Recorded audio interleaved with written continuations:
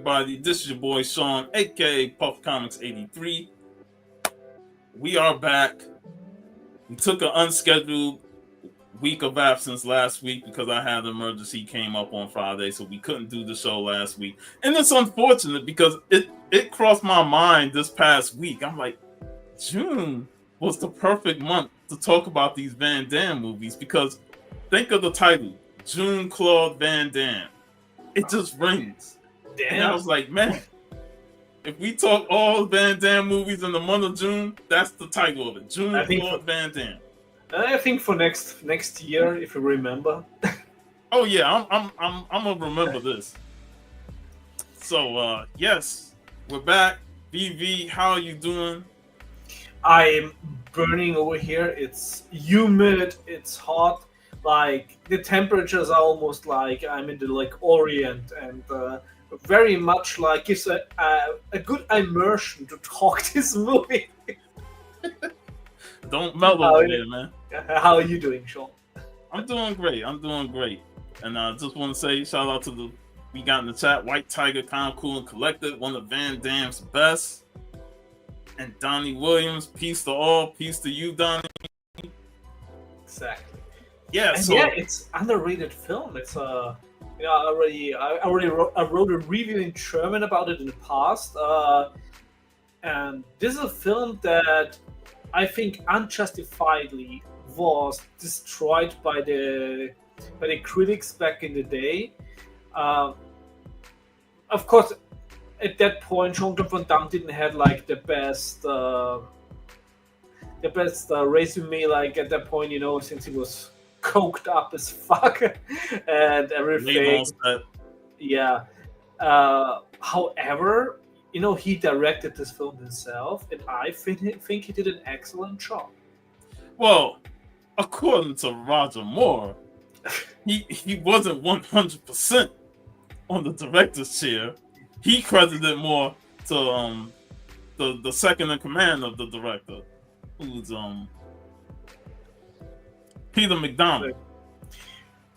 Yeah, however, like in the past, Van Damme already did a lot of like editing and stuff, so I think at this point you already had experience, and of course, when you're like the main actor and the director, you also need like a second in command. And it's not an easy job, Also, like especially with Mel Gibson when he did Braveheart, where he was starring and directing. You can see in some scenes, that he's like looking if everything is all right. But in general, especially when you look at of course, this is like not a 10 out of 10 movie. It's an excellent movie. It's a fun movie. It is a mix of adventure and martial arts. I mean, you can't go wrong with it. So I really think that the critics did Van Damme dirty, like back in the day, in the 90s. But let's be honest, fuck the critics, man. Nobody exactly. cares about the critics, man. Exactly. There's a lot of Van Damme films that they like, that movie's trash. But then we watch it, like, man, this is awesome. It's Van Damme. It's Van Damme, yeah. We're not paying money to see an Oscar-worthy performance. No, we want to see Van Damme in an action adventure. He kicks some ass. He tells a coherent story. That's it. And Roger Moore is often quoted when people talk about this movie because Roger Moore didn't really enjoy the process of being involved in this film. However, a lot of things that Moore said, I think actually make him look more bad than others. Like he didn't seem to be like a really, acting wise, his character. Sometimes when people say, like a scoundrel with a heart of gold, I don't think he had a heart of gold. He was just a fucking scoundrel. Like he was only out for himself. Yeah. Bottom line, once he saw Dubai and his fighting skills, like, oh, I can sell him off to a guy who's interested in this. He saw, the reporter. He thinking he can, get in with her. And then that they're gonna go to this island, dragon, roll the dragon. That's the height of the century. Yeah. So throughout this whole movie, he was just a nothing but a thief, a scoundrel, just out for himself, doing things behind other people's back, stabbing people and say, "Oh, you're gonna do this to me after I done, set this guy up." Yeah, and to be honest, he didn't deserve that Van Damme characters actually stood up for him. That Dubois stood up for him. Yeah. Like he didn't deserve it. Like no, Like, they went behind his back and went and tried to steal the Golden Dragon. Yeah. They got caught. They got put in jail. And Dubois should have said, "Fuck that." And even stole the fucking Zeppelin of the poor German guy. Yeah. Yeah. You don't steal a man's Zeppelin. Like hell no. But another guy who is a fantastic actor, James Remar. Yes, for me, James Remar is like the diamond of this movie. Like he steals every scene, and he has a fantastic portrayal about like a boxer, like in the 20s of last century. And he had the perfect 20s stance of boxing. Absolutely, like, he really nailed it, and he basically stole every scene that he was in. He was like witty, he was funny, he was a little bit cocky. He's like really he's actually the real hero of the whole story. Yeah, and he put his whole life on the line. Yeah. Because he had, once he found out Dubai was actually in on this whole tournament and that like he's the reason they're there, he challenged him to a fight. He lost.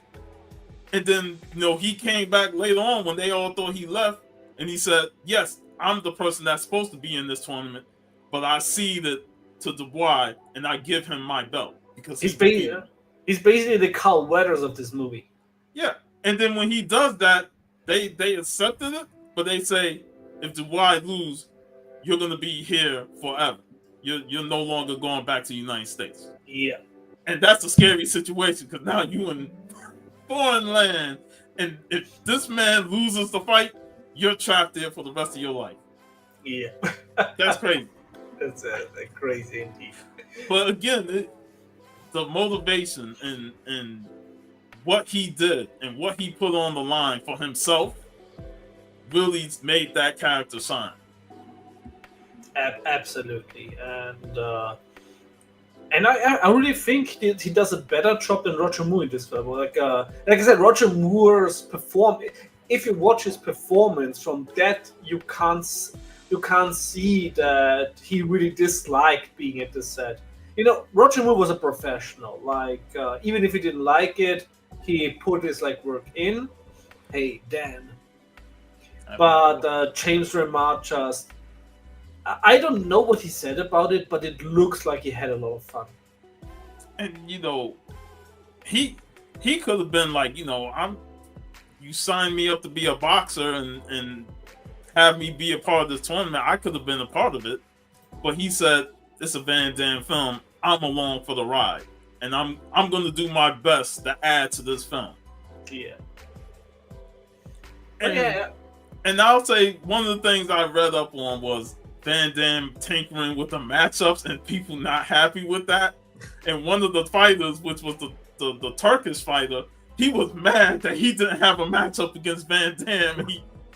It was like, if you're gonna do tournament-based stuff and you say, "I want to fight Van Damme," and they don't have the match, he's like, "I'm gonna have to do another film and fight Van Damme."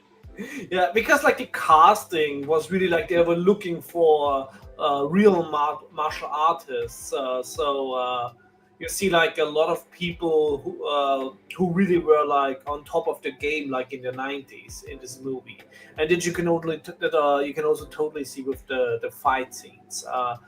I do think that there's a lot of stereotypes we already know from other fight movies, especially like country specific. But but I do think that this movie, like, it doesn't reinvent like Bloodsport, No. but it's still fun. It's like, I think with the final fight, one could say that Van Damme like was going to the well a little bit too much. I did like the fact that they changed it up and didn't have him finish off Khan with the roundhouse kick. The Yeah, combination of punches really added to that fight because a roundhouse kick should not defeat Khan so easily. Like, yeah, you got to have a combination of hard punches to take him yeah, out. yeah, So I yeah. did like the differences of that. Yeah, it doesn't reinvent the wheel. It mixes a little bit up. But like I said, it's really hard to fuck up a tournament film because tournament films are awesome. And like when you see the first round of it, most of the fights were short. It's like the only one that was not a squash match was the German guy against Jean-Claude. But it's such a pity. There's a German fighter in there, and then he gets has to fight like Van Damme in the first round. Like, it's unfair. Like, it's at least it was not a squash match. I mean, Bloodsport is the gold standard of martial arts films, of course, along with some of these films, naturally, since like they basically really put like the whole genre on the map. But I think Bloodsport is really it's the film. It's top tier. And I felt like with Bloodsport, when you saw the variety of fighters, like the brutality was much stronger in that film. Yeah, the soundtrack is also really excellent in this film. Yeah, the music, the score, I thought it did a serviceable job. Yeah, I mean, of course, like the Herzog stuff that he did, like for Kickboxer and Bloodsport is like, of course, it's like you can't reach that, but still like an excellent. In general, this is like a Bloodsport light within an adventure film. Yes. Like they say we're gonna do something similar to the Bloodsport when it came to the tournament, but we're gonna make it an adventure to get to that. Yeah, the journey there is like it's so interesting, that basically Van Damme starts like from the US, being like in charge of like this. Look at this minor crime syndicate. Yeah, with children. But before we get to that, the movie actually starts off in the future. Yeah, and we see Van Damme in prosthetic makeup, with the old man face. And at first, I thought it was Billy Drago. You know what I thought? Actually, I thought it was like Christopher Lambert. It was like a cross between Christopher Lambert and Billy Drago. Yeah. And I was like, is Billy Drago? I didn't see his name in it. And then I was like, I'll look close. Oh, that's Van Damme. Yeah, I mean, if you want to criticize the movie for something, it's like the old man prosthetics in the beginning of the movie. Yeah, that was like the only thing. It was like, okay, I'm glad that was short. It was at the beginning and at the very end. Yeah. But yeah, the beginning portion with him, being that little organized crime with kids, like that's how they still. I was like, man, I'm kind of intrigued to that, like like the whole. Go ahead. Yeah, the whole progression, that he didn't start out like as this professional martial artist. No, he was like very athletic, like he was, like because he was was like in clown makeup. On stilts. Exactly, and stealing stuff. Like he was more like a trapeze like artist, like from a circus. And then since his little crime ring got roughed up by the real mob, and then he had like to flee, and they got on the ship and well, then they wanted to execute him in the ship because he was like a blind passenger, like it was like illegal on the ship, on a Turkish ship. And then the ship gets attacked by Roger Moore's ship, and then he thinks he's saved, and Roger Moore sails him into slavery, where he actually becomes a fighter, like the Moore time. It is funny how you say he sells them into slavery, but I was like, the man was in chains on that ship when he was captured as a stowaway. They put him in chains to put him to work. He was slave there. Yeah, but I was like, damn. But I think I'll take being sold into Muay Thai. If I'm a fighter, at least I can learn a new martial artist, as opposed to just being a slave and doing nothing but slave work. I do think there's. I know I'm not an expert like on different grades of slavery, but I do think there's like a difference in having like being like in chains in the circumstances of the situation, like he was on a Turkish ship, and then being so-called rescued and being sold into slavery. I think being sold into slavery is like makes it more binding. But at least he came out ahead. As bad as the situation was, and it is bad because they immediately targeted him when he was on that island, and that's why I have the quote here: "Be ready at all times." Yeah, they told him be ready at all times. You don't want to be the only white slave on an Oriental Muay Thai island. You'd be like be on your P's and Q's. Keep your eyes on both sides. The front of your head, the back of your head, everywhere. And I absolutely really love the progression, when the next time we see him, when he's like in the fight ring, and like the whole face demeanor is like, well, yeah, he's been through some shit in the meantime. And that Roger Moore's character and his like buddy, like were there with the American journalists who wanted to see the Muay Thai fights, and then they say, "Oh fuck, the guy we sold into slavery is just fighting. They have to get out of here." And then they try to sneak out, and he pops up right in front of them. It's like, man, serious, man. And this was like 6 months later after that. Yeah, so just think, you sold this man into a Muay Thai slavery where they teach him Muay Thai. And he come back 6 months later, powered up. Yeah, and Roger Moore's character, like Lord Edgar Dobbs, he's such a scumbag. The first thing is like, "Oh, we were looking for you." One thing about Dobbs is, anytime something comes up, he know how to quick talk his way out of it. Yeah, he's quick, like he's quick on his feet mentally. Like it's like, oh, it's like it was not like, oh shit, it's like, oh, we were looking for you. Every time he see like the old man that he sold him into, he pops up later on and he's like, "You come to my tournament after I teach you Muay Thai, and this guy, he still ain't pay me for sending you my way." Yeah, and then he pretends that he's freeing him, that he's like buying him back, and he actually didn't buy like the slaver. Which of course later comes up again when the Muay Thai guy actually also come to the tournament. Yeah.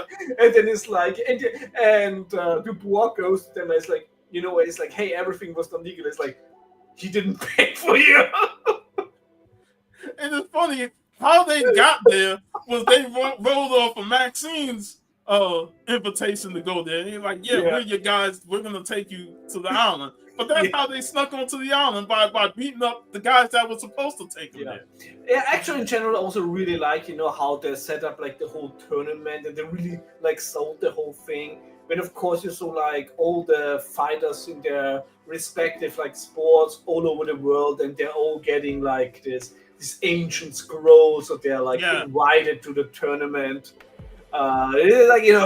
This really sells like the whole fucking tournament. I really like this. Like you roll up the scroll, you've been invited to the tournament, and I like how Maxine gets it. He unrolls it with his boxing gloves still on, looks at it, and then he looks at where the messenger went, and they disappeared. Yeah, they like hand it off out the door.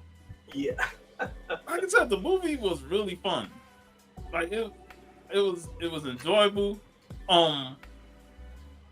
Janet Gunn, she plays Carrie Newton, and she's a big time reporter because of her father. He owns the Globe, and I like how Dobbs, like sees her and he immediately gets in the old James Bond mode. and he brings her over, wants to sweet talk her and all that, and then she says she's a reporter for the Globe and her father runs it, and he has this concerning look on his face, like, oh shit, what the fuck did we just get ourselves into, man? Because he's like, yeah, because he seems like a guy that he doesn't want his picture like in a magazine or like in a paper. Like he likes to be low key and off the grid. He's shady as hell. So, if he gets involved with this reporter, ain't no telling what she find out about him. So I just love how Moore plays it. His concern, him and McGee, the sidekick. Yeah, he's like, yeah. Like, they play it to the point where like, oh, shit, man. I mean, on this scumbag scale, I don't think that you can top selling people into slavery. I think you can't be like a bigger scumbag. It's like this is like on this scumbag scale is like top tier level. If you do like a tier list of scumbags, it's like selling people into slavery, top tier scumbag. And like I said, Roger Moore, say what you want about him. I thought he played the role. I thought he played the role really good. Yeah, really good. What's up, Jeff? Yeah, like I said, with Roger Moore, like from watching the movie, you really can't see that he hated it so much on set. Like he plays this scumbag like too good, almost. And then, like, to me, if he really like despised being on set, it came across with the character, with how he act, and it's like each time we see him interact with a character, he's just plotting on stabbing them in the back. Yeah, like and if this is because he didn't like it on set, then he used like this negative energy and actually transformed it into something very positive for the film. Because I'm like, when Maxine gave the title to Dubois and said he's taking my place, and they say, well, if he lose, you're stuck here for life. There's this bond between Dubois and Maxine that's like, I'm gonna help you get out of this situation. But then Dobbs is like, I don't give a fuck about him. I only care about the Golden Dragon. Yes. And then when they approach Dubois to say, take a fall, because we're gonna need you to save your strength so we can get that dragon out of here. And I'm like, these scumbag motherfuckers, man. Y'all willing to dump Maxine and get him stuck in this place just to steal this shit and get out of it. If I would be Dubois, I would have not stood up for Dobbs and the other guy. Like, I was saying, fuck him. Like, they deserve to be executed here. Like, it's like, they beheaded. Like, and on top of that, I knew that blimp was gonna come back to play. Yeah, it's like you saw early in the film, like that blimp was gonna come back into play, and they used the blimp to try and get the dragon off because it was a big gold dragon. Yeah. But then he gonna leave his partner behind. He throws out a ladder. The ladder's too damn short to even get to him, and then he like, oh, sorry, I'll come back and get you next time. I'm like, you son of a bitch. Yeah. Dobbs is 100% a piece of shit character. Yeah, I do have to say, if I would be like his partner, like Harry Smithy, then he had it coming. If you stick around with such a guy who betrays everybody, it's like if you assume, but he wouldn't betray me, then you're a sucker. Oh yeah. Yeah, then you're a big time sucker, and you deserve it.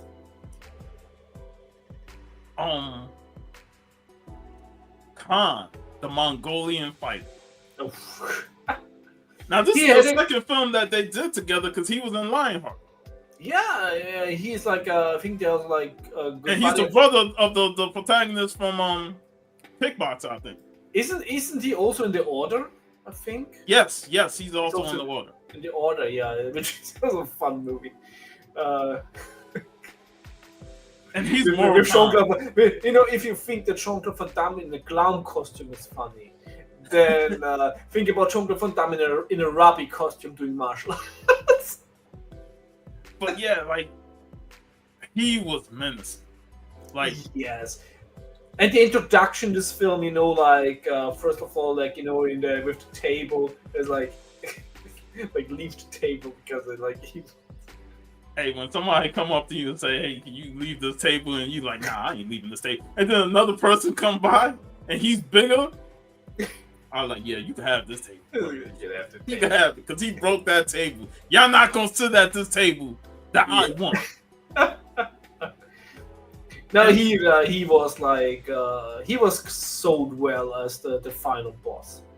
Oh yeah, and the menacing look and how he defeats his opponents. The funniest one though was how he destroyed E Honda, and I'm gonna call him.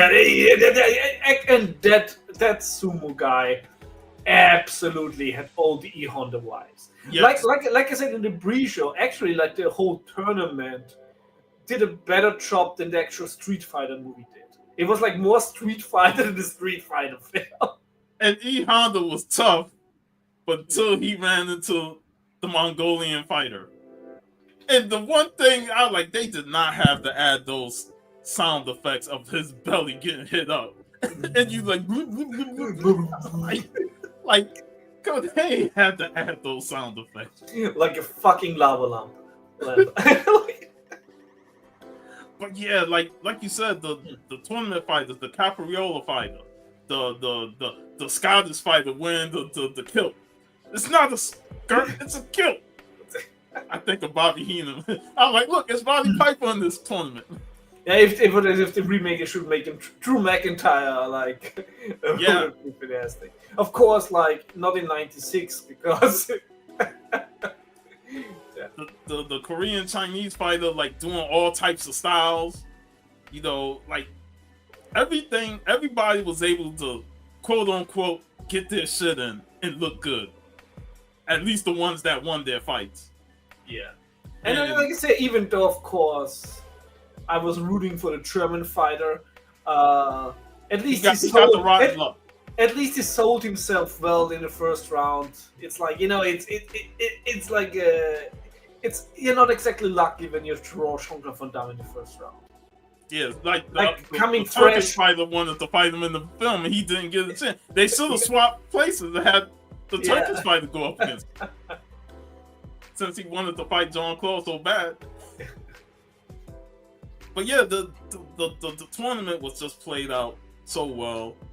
There's a respect factor to it. The only one who really got murdered or taken out was the man that Jean-Claude Van Damme's character got sold to at the beginning of the film. Yeah. Because his guy had to go up against Khan and he got wrecked. And I like how Dubois went up to him and rubbed the blood of the man he just killed on him, as to say, "You're marked next." Like I said, the fight it added some tension to what we knew was going to be the main fight. Yeah, because you really want to sell your main antagonist that also this is nothing that has not been done in martial arts movies before. It's one can even say it's it's like Bolo Yang did it first. It's he's the gold standard of final bosses.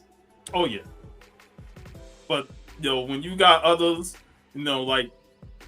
this guy Khan and his brother who was in Bloodsport and Kickboxer, they just have the menacing look and they're great fighters on their own right. In the future, they should really do a movie where Jean Van Damme's son is fighting Bolo Yang's son. That would be because awesome. Bolo's son he's checked as fuck.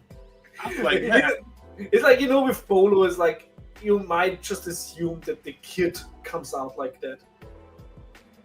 He came out 100% with Bolo's genetics. It's like the same thing with Brock Lesnar's daughter, where it's like Sable's genetics didn't even stand a chance. And like the mother's genetics got dwarfed by Brock's genetics. Like the mother's genetics got F5 out of like the existence. out of existence.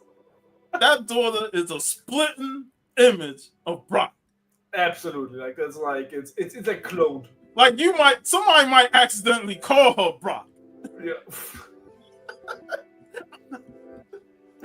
I probably would not recommend it. But yeah, that the Van Damme knows how to choose final bosses. Yeah. And it's no different than here, Bloodsport, Kickbox, or even Lionheart. He just knows how to get the best out of any actor that portrays a final boss. And like I said, the Quest does a great tournament. But when you think about it, in Lionheart or Leon, he's also fighting like a guy in a kilt. Yeah. Yeah. Yep. And again, it's like next June we definitely gonna cover Lionheart. Absolutely. Who knows? That since Vince McMahon wanted to get into bare knuckle fights and they didn't let him, maybe Vince McMahon is doing a kumite. Like who knows? We don't need Vince McMahon involved. Wouldn't it be cool if like some fighters all over the world get like an invite with a scroll and it's like, you're hired. We don't need Vince McMahon involved with that. Vince McMahon just needs to just retire and stay out of the spotlight. Hey, he can't do that. He can't do it, but yeah, this movie again, I didn't really give it the respect back in the day. I don't know why, to be honest. You would think with Roger Moore, James Remar in there, like I would have sat down and watched it all the way through, but I guess because of the adventure element of it, it wasn't what I thought it was. Maybe it was a little bit, I wouldn't say ahead of its time, but it came out at the wrong time.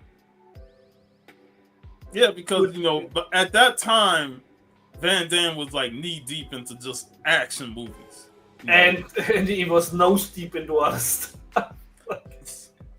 But I think around this time he's like Sudden Death, Maximum Risk, and not lots of other films that he was doing around this time period. And I forgot the movie with what was the movie? Double Team with Dennis Rodman. Yeah. I think we already talked Double Team. No, we didn't. We have not talked that film. We got to Double Team. Dennis Rodman and Jean-Claude Van Damme. Who would have thought? Yeah, that we already making the list for June. Jean-Claude Van Damme for next year, and I'm looking forward to it. But when it comes to the Quest, I just something about it. I didn't give it my full attention in the 90s. Yeah, and I don't know, maybe because of how the movie was marketed, because it's marketed as a venture with the fight being a part of it. But then when you watch the beginning of the film, you thinking it's something completely different. Because it's a like a period movie, like it was like in the 1922. Yeah, just like Legionnaires. Yeah. So it's like back-to-back movies. We talk to Van Damme is period pieces. So I don't know. It's just I didn't give it the attention back then. And watching it now, I was like, man, I should have watched it more back then because I would have had much more appreciation for it when I watched it during the height of Van Damme's career. Yeah, it's a good movie to rediscover for sure. Yeah, and I'm glad. When we started this Van Damme thing, I was like, I'm gonna watch The Quest, and I watched it last week, and I didn't get a chance to talk last week because of what happened, but I watched it again, and I was like, man, this movie is really, really good. It's very enjoyable, and I like the action. I like the adventure setup of it. The characters are fun, even if Roger Moore's character is a scumbag, but he plays it so well. He plays it so well that you just want him to get his comeuppance. And that's why you look at Dubois like, man, you shouldn't have saved his ass. He deserved to be in jail. Him and his partner. He really would have deserved paying his due, like. Yeah, because he was gonna sell you out again. Maybe it would have been fun. It actually would have been really fun if he saved him and then sold him into slavery, like to get back it. And to be honest, I wouldn't mind just seeing one last scene of him reconnecting with the kids. Yeah, actually, this is like something where I was like, it almost felt like it should lead to that, but then it's like the movie's over, and it's like, but what about like all the stuff in the US, like where he left? Because actually, he could make a whole sequel that he goes against the mob. Yeah, and that itself was intriguing. That he was, he had a bunch of kids that looked up to him and said, "Hey, we're gonna steal from the mob and get back at the people who think they're better than us." In generally, when you think about it, like this, like the whole plot of the film, into like in a historic mini series like on HBO, where the first episode like covers like the stuff in the US, the second the travel, the third the tournament, and the fourth like him coming back and defeating the mob. That would have been a very interesting like mini series. Because before he left, the kid got shot by one of the mob members. Yeah, and he was gonna stay with that kid, but the other kid told him, "Man, get out of here. The cops are gonna arrest you." And when he got out, that like all the cops were searching for him. Like they went hardcore. Like they didn't even care about the mob. They wanted him more than the mob. Yeah. So it was like, man, if he would have went back to the U.S., he would still have, the wrath of the cops to deal with, not with the mob. So that's like another story in its own. Exactly. Reconnected with the kids and dealing with the mob that still feel like, even months later, like, oh, he's back in New York, we got a hit out on his ass. Yeah, like the cops want to take him out. Because like the mob is not an organization easily forgets. No, they don't forget. And when you got the mob and the cops after you, and you got the kids that look up to you that say like, hey, he's back, that itself is an adventure that I wouldn't mind seeing. Yeah, more. Exactly. Yeah. Because it's different from Van Damme. Like, it's how long is the movie again? But it's different to see how he acted in the beginning of this film, and then the character just completely changed. Because now, go ahead. Actually, I have to really say, because I think it's like 94 minutes, and he actually put a lot into 94 minutes, and like for the whole plot to really put it like into that format, actually is like, wow, very respectable. Because when you look at it, like the movie could have just started out with him as a stowaway, being captured as a stowaway. Exactly, like yeah. But that the added element at the beginning with the mob and the cops and the kids, it's like another story that we're dropped into, and it's like I kind of want to see a little bit more of that story. Yeah, so like Jean-Claude, if you're watching this, we're putting respect on your name. Yeah, we're putting a little bit more respect on your name. Like Legionnaires in this film, hey, Van Damme can do anything if he really wants to do it. Exactly. And the whole thing with the mob and the cops and the kids, that could be its own movie. Yeah. So yeah, I enjoyed The Quest. I didn't give it its respect in the 90s, but I'm giving it its respect now. And definitely check this film out if you haven't seen it, or like one of Van Damme's best. And I agree. It's right up there with his. I would say it's a top 10 Van Damme film. I would even go so far to say that this is probably since also Van Damme directed it, it was like his idea and everything. This is the movie he always wanted to do. So this is the most Van Damme movie actually. And when I think about it, it's like he says this is his like tribute to the tournaments, tribute to the blood sports and kickboxing, and say this is like me exiting that. It is, yeah. It's almost like Clint Eastwood when he did Unforgiven. Yes, and also like his love for adventure movie. So, like I say, he's basically paying like homage to his Korean martial arts film, but also including like his personal love for big adventure films. And again, I enjoyed this film, and it gives you the sense of completion of Van Damme's career, even though he had a lot more to give. And it still does. But in terms of what he did in the 90s, this feels like a complete. It's like Bloodsport, Kickboxer, even Lil Lionheart. Put it into this film, and it's like the big finale. Absolutely agree with it. So, yeah, I really enjoyed this film. Any last thoughts? I think you summed it up pretty well. You know, this is a film that I really think is worth rediscovering. Don't listen to any critics except for the review that I wrote a few years ago.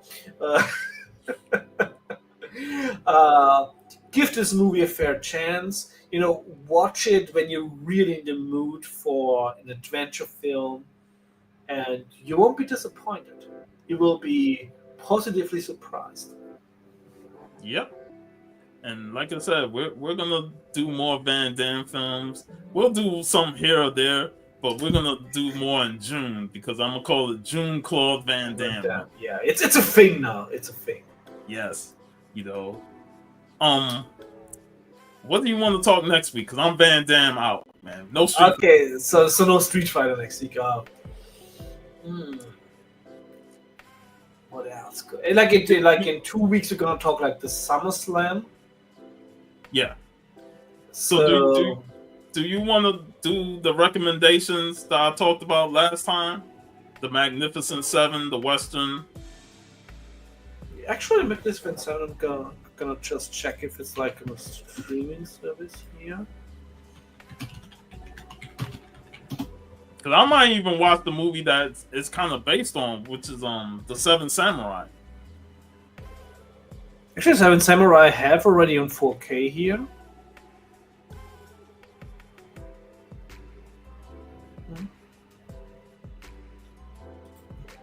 Because I am kind of itching to get back into some westerns, some old school westerns. No, but we can totally talk like also like the Seven Samurai, yeah. Yeah, so for now, Seven Samurai, we'll talk that one.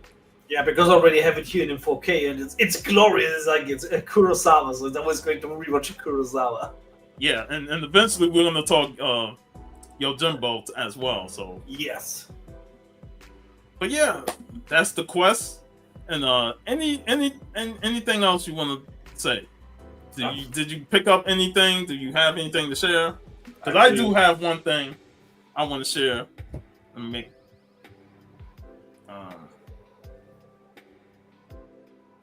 Solo layout. Oh, video decapitation. Yes, sir. They're gonna roll out the Ghostbuster 2 Funko Pops. Also, of course, rest in peace to the guy who played the Charge in that film, because I think he passed away. Also, rest in peace to Michael Madsen. Michael Madsen, man. Yeah. That was like make me want to watch some of his movies. Another great actor.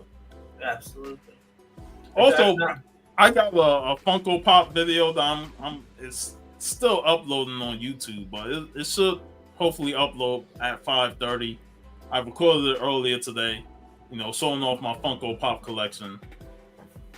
So, The only good thing I have is marble pancake watching. Nice. But yeah, that should be uploading hopefully by 5:30. But Nice. we'll I'll watch see. it later. But yeah, Seven Samurai next week. As always, thank everybody in the chat: White Tiger, Donnie, Dan P, Jeff, Cantonese Comic Kid, and we'll see y'all next week. Have a great weekend and happy 4th of July, everybody. Peace.